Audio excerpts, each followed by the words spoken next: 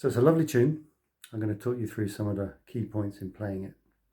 So the main thing is we have this big sweeping D major arpeggio. And then on top of that we have the high E.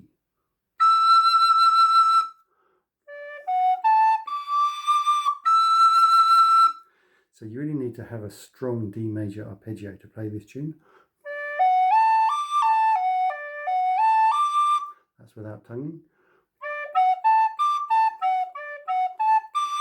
But also the high E needs to be strong, and that means having exactly the right amount of space on the thumb hole.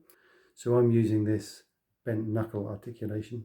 Some people roll the thumb instead, but I'm using the bent knuckle. And my nail is fairly short, and I've got exactly the right amount, mainly just through trial and error and experience, so that when I land on it, I get a good clear note. So you're going to want to experiment with the amount of half holding, they call it, but it's not exactly half.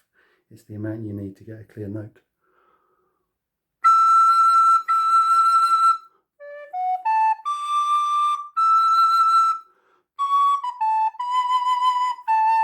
Now I'm using this C sharp that comes from penny whistle fingering, but also from Renaissance recorder playing. And I just prefer it. So it's just the thumb. You could use this version, but I find just the thumb and all the other fingers clear. But notice when I say all the other fingers clear, I've still got my little finger here balancing it. This is a technique from tin whistle playing that translates very well to the recorder, which means that even though there's only the thumb covering a hole, the recorder is still very steady.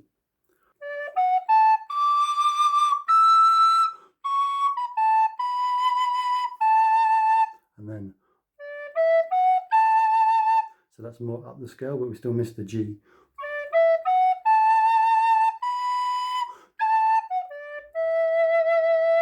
And that's quite an easy place to trip up, because we're coming down 2 notes instead of A to G, we're coming A to F sharp, and actually all the way down to D as well.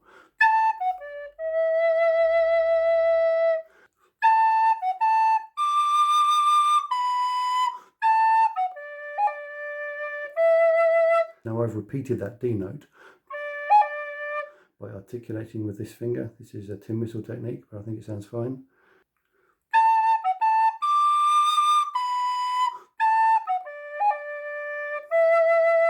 Okay. You could just use your tongue.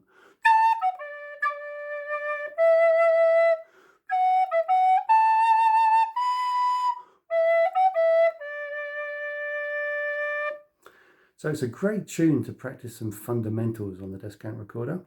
It's nice and slow, but that doesn't mean your fingers want to move slowly. The key to good legato playing or good smooth playing is actually to have very mechanical, fast finger movements, which might sound a bit of a contradiction, but it's definitely true.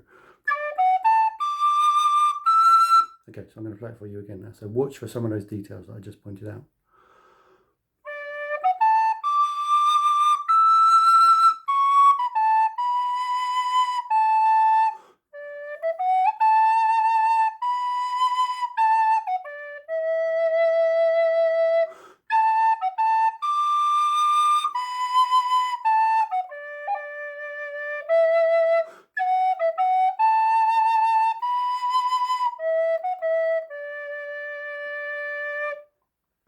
And one more thing, a more advanced thing, is when you've got the fingering really good and you've got the tune, and I really don't recommend using dots for this. It's a simple melody, we all know it.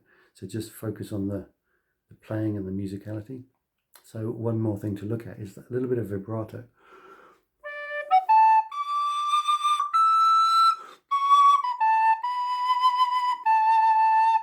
This is one of those things that it's harder to do if you're reading dots, because you're so focused externally.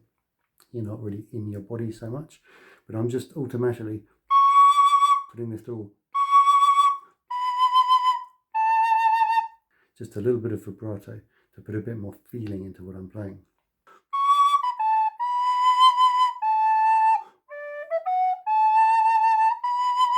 I'm exaggerating here, right? But it's a good thing to do, is actually exaggerate it so you can then dial it back and just have it as a gentle articulation or a gentle expression.